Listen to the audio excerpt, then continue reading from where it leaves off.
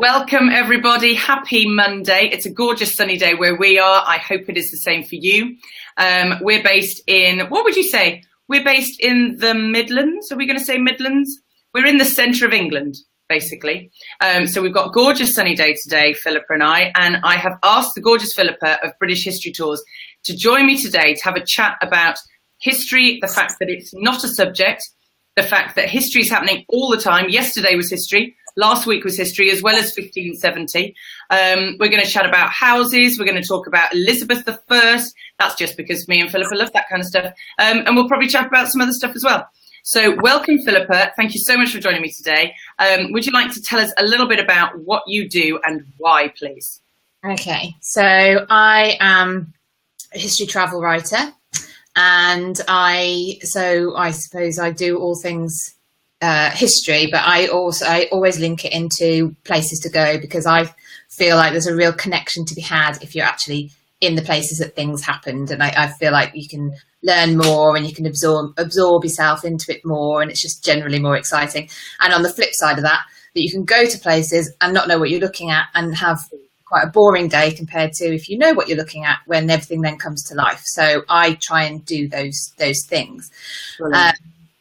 But I didn't study history. I got into history when I was actually doing a business degree, and I found I was sort of lacking role models, somebody who I could look to, I don't know. I wanted somebody who was a bit ballsy, a woman, obviously, someone who's a bit ballsy, who was like achieving, maybe against the odds. Mm-hmm. And I started to look at historical figures, and like you've already talked about I started looking at Elizabeth I to start off with. That was the route into my history interest, and that was a long time ago, because I was at university a long time ago, and that it's just grown ever since. Superb. One of the things that we've worked on together, which I've absolutely blooming loved, is when I moved into my house in January. It was quite a delay in moving, so I had about 5 months of faffing about with the conveyancing. And so you and I did a project together where you did a lot of gorgeous research, trying to find out what is exactly in the historical archives about this house, and see if we can find any kind of stories or the people that lived here and that kind of thing. And that's something that you work with people on, on a regular basis, being able to help them understand the provenance of their houses and that kind of thing. Can you tell me a bit more about that? Yeah, I mean, a house is more than just the four walls, isn't it? I mean, I think we're all pretty energy-wise, aren't we? We all sort of tap into the energy around us. And if you're in a house that's been stood for 400 or 500 years or more, there's a lot of energy in that house. And, when you can think about who lived there and what they were, what kind of person they were, what their job was. I mean, in the case of your house, if you had farmers living in your house, and they were quite linked to the important people in the area, and they had farmland, and they had, and when you start to find out who's actually living in the same four walls, you've got a connection to the past, and then I think that now links into probably how you're living in that house, how you choose to decorate it, how it's, I find that sort of thing so fascinating. I unfortunately live in a modern house, but it's on my to-do list to move to a nice sister. I've got my eye on an Edwardian house. Yeah. So how easy is it to find the back history? Because obviously the internet is fairly limited once you go back past a certain period of time. Yeah. So what kind of places were you going to in order to find stuff about this house? Well, you have to physically go to the archives for the county, really. Yeah. That's the main point. And you start looking at maps. You can look at a huge amount of material. I mean, there's maps to look at. I always like to start with maps, because they're visual. You can kind of see, you can see the landscape. But there are court documents, parish documents. Obviously, you've got births, marriages, deaths. Census records were extremely important when I was looking at your house. You can go off on a lot of tangents. You can spend a long time looking at something, and then it doesn't turn out there's nothing there, because you have to look. You don't know where something is. You just keep trying things and going down routes, and you can go quite far down a route and then there isn't anything, or you might come across something. So quite early on, so you've got to be quite dedicated to the research. Yeah. And you're right, actually, internet wise, it's really limited what you can find out. You really have to go and have a look. We need things to be added, you know, digitally, don't we? Because if there are fires or any kind of, I mean, I know that our archives are probably more protected than they ever have been in times past, but it scares me that there's all that information that's just available on paper. Yeah. You know, if anything happens, because in my head, everything has all, you know, is copied now, and there's a digital form of it, and yet that's not the case. How far back could you go on the internet when you were looking? When did it become a paper archive? Yeah, it depends which type of document you're looking for. So maps, you could go fairly long back, but people who've got, the thing with maps, people have got rights to them, so you have to then pay to get to them, and you don't know until you've seen the map if it's the map you need it. Oh. So it was just totally much easier, seeing as we're in the same county, to go. I actually had to go to 2 different archives for you, because you're on the Worcestershire-Warwickshire border. Yeah, because the border's changed over the years. Because border's changed. Now in Worcester, yeah.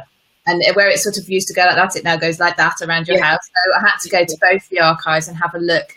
But, you know, once you're there, you've got the archivists there who are extremely brilliant, knowledgeable, and they point you in the right direction. But yeah, there's a lot that isn't digitised, because it's, at the end of the day, it's another little council department with 2 or 3 people in there every day, and they're doing it. Census records and things like that that people look at for family history, I think, probably take precedence. Okay, yeah. Have more people coming in for that, so they'll digitise those first, and the maps tend to be digitised as well, or on microfilm, which again isn't sort of not really, great. But yeah. Good old fashioned microfiche, superb. Yeah. So one of the things that I was loving with the work that you do on your Facebook page is the little stories that you give, the little, not anecdotes, but the backgrounds to some of the traditions that we have. That we don't even think twice about. So you shared one the other day about the width of a horse's bottom. And we're also sharing one about why it is that we still, even though it's 2017, the father gives away the bride. Do you want to share those stories? Because I think they're brilliant. Yeah, so this fascinates me. And the more I come across, the more I feel like I have to share. I feel like I'm quite ignorant. I don't mean that in a nasty way, but I think, you know, we have this thing called received history, and our culture is received, and we don't question a lot of it because it's just part of our day-to-day life. Exactly. The story about the horse's bottom. So this is one I've come across recently. I'd not thought about this before, but the width of a train track. How come train tracks are that particular width? I think it must have come up because trains can be taken from different countries and they still work on the rails. Why is a train track that width? Yeah. And it's based on the width of a cart at the time that trains were invented, and so therefore tracks were invented, and that it was just taken that the width of a cart would be the width of a train. Mm-hmm. That goes right back to Roman times. And basically, a cart is the width of 2 horses' bottoms. Oh, brilliant! You could fit 2 horses side by side, basically, inside our train tracks, because they're the width of the cart. You're not dictating the width of the cart based on the people that are going to ride it, or what you're going to do in the cart or transport in the cart. You're working on the mechanism of moving the cart, which is the horses. Brilliant. The horses. So yeah, exactly. It wasn't actually designed around what a train was going to do or carry, or how it was going to be around horses, which is, you know, so that's really, I love that one, so I just think it's funny. And the other one would change how I would choose now. If I was going to get married, I don't think I would choose to be given away, because it links back to women being the property of men and not being a legal entity in their own right. So a woman or a daughter would be given away at her wedding to her future husband, literally as a piece of property. Whereas I have this very romantic idea now, and you know, I'm not saying people shouldn't do this if this is what they find romantic, but you know, that daddy's given away this girl to be looked after by her husband, and that's lovely. But actually, the origins in it are that she was literally a piece of property. I mean, on top of that, if a man was caught with a married woman, he wouldn't be done for adultery; he would be done for theft. Wow.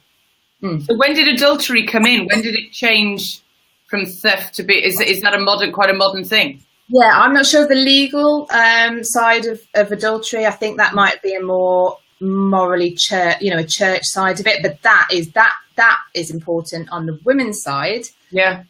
Women could be done for adultery because it's all about protecting the man's offspring. So he would be sure that when his children inherit, they were actually his children. Yes, exactly. So he had to come. The woman had to be chaste, and adultery had to be something that was illegal or looked down on or could be punished for. Yeah. And in aristocracy, I love that the first child had to be the son of the lord, whereas second and third ones could potentially have been other people's, but as long as the heir was definitely guaranteed to be the blood of the father. I think that's brilliant. So once you've given me your heir, you can do what you like.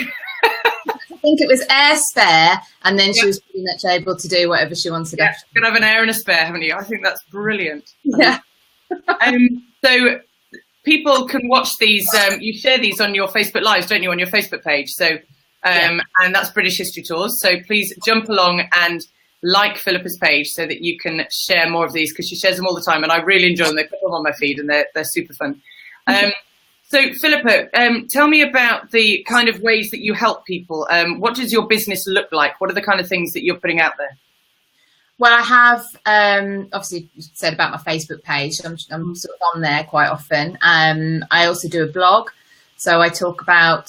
It used to be just about a particular location and why you should go there and what's cool about it, but I've sort of expanded it over the time, and I talk about things like we've just talked about why history is relevant to everybody, and so it's a bit of a mixture now. So I've got the blog. I've started a podcast. Brilliant.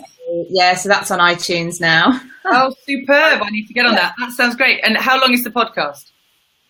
Normally about between 7 and 10 minutes. Perfect. I don't go on too long. Yeah, they're sort of bite size. Yeah, that's nice. Things like that. And then, so that's the sort of thing out there. I mean, I suppose ultimately I write, I do things like research, like for your house. And so I do ad hoc work for people. But then I put all of what I sort of know into my history travel guides. Brilliant. Brilliant. Superb. Well, thank you so much for joining me today to have a chat about the gorgeous world that you work in. I definitely became more of a history sort of fan after school. Yes, I think that is probably true of a lot of adults. We tend to watch documentaries that are history based a lot more when we're adults than we would want to when we're children, because history is a subject, and it's something that you do at school rather than being a passion. Whereas it does become more of a passion as you get older, doesn't it? So I love that you're changing the way that history is viewed. I think it's awesome. Well, thank you so much for joining me today, my darling. Enjoy the sunshine. Yes, I hope that lots of people jump on the British History Tours page and follow you so that they can share the wonderful things that you have on there. Thank you so much. You're welcome. Thanks, JD. Cheers. Bye.